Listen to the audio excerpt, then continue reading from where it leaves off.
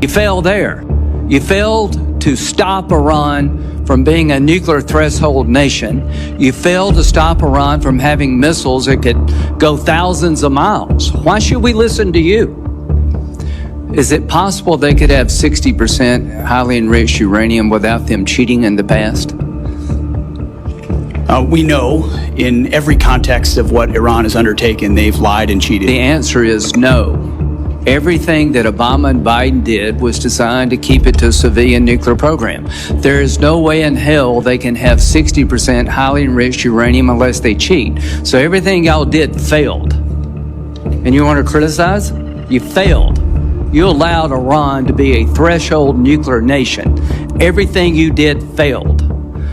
Missiles, Diego Garcia. Did they shoot missiles at Diego Garcia, General Kane, the Iranians? Yes, sir. They shot a few. Under the protocols we had in place, were they supposed to be able to do that?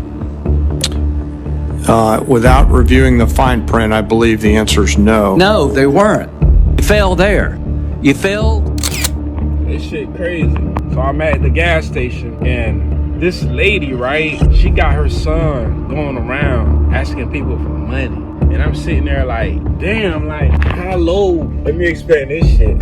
How low did we fall? The lady got her son asking people for money. That was the saddest thing, because I'm like, damn, if I was the dad, I'd probably end up doing something to her, because you're not going to have my kids doing that. So, you know, safe to say that, how can we fix this? From this point on to forward, right?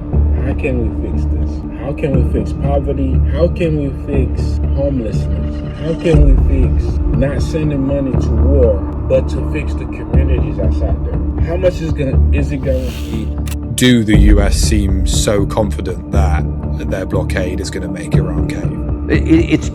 I think there's no way to put this other than just, I hesitate to say insanity, but this delusion that no. For 47 years, we've been the dominant power. We've been the parent, and they've been the child, and we'll spank them anytime that we feel like it, and they'll do what we tell them. And there's a lot of experience with that happening. I mean, look at the assassination of Soleimani in 2020 by President Trump. Look at the destruction of the Iranian embassy in Syria in 2023, I think it was. The assassination of somebody in their capital city during a presidential inauguration.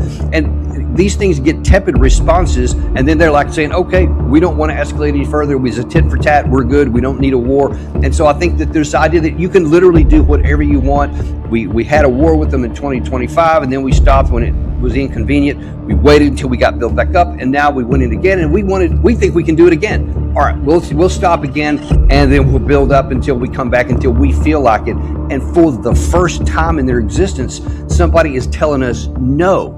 They're sticking a finger in our chest and saying, here's the new deal. We can't deal with that. I mean, I'm telling you, I think that that's the primary thing. Our whole brains are wired with understanding that we're the big guy, Iran is the little guy, and we can do whatever we want when we feel like we can walk away until the next time, and they'll just stay in their box. And for the first time, they're not staying in their box.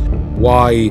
It's easy to do it, especially now we are in the digital era. So that means that they can easily add 3 zeros into your bank account, but they're not going to do that. They're going to tell you they can't do that because these zeros are fake. Okay, Mr. President. Okay, Mr. Sam. The dollars is fake. The dollar is backed up by nothing. It's not even backed up by gold.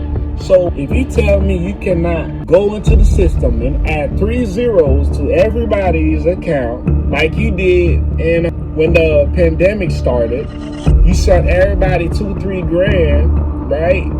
You could easily fix everybody's lives. So I know the fact that you can't do it, that I know the government is not trustworthy.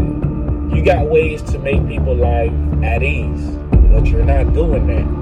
Right? You want everybody to work from 8 to 12 hours every day, away from their kids, away from their loved ones, away from their goals, their plans for life, right? Because, so you saying, when it's our turn, when we get a chance, we're not going to pay you back double?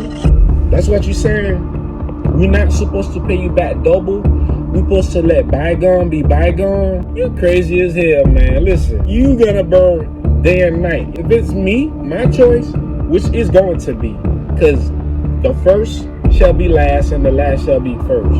Wait, what? I said, wait. The first shall be last and the last shall be first, right? So that means when it's our turn, we working from 8 to 12, right? Y'all going to work 24 hours. In fact, no, 72 hours non-stop.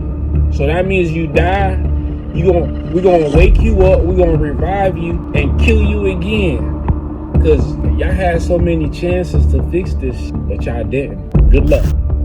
It's going to end with the reality that the United States has to accept we no longer have the military power that we once thought we did. Oh boy, that's going to be a shocking revelation. Because the average American really believes, man, all we got to do is go in there and drive our battleships into the straits and blow up those Iranians and kick ass. It's just all we got to do is just, have enough guts to do it. It's like, guys, you don't understand. Try that and see what happens. It's going to end with the reality.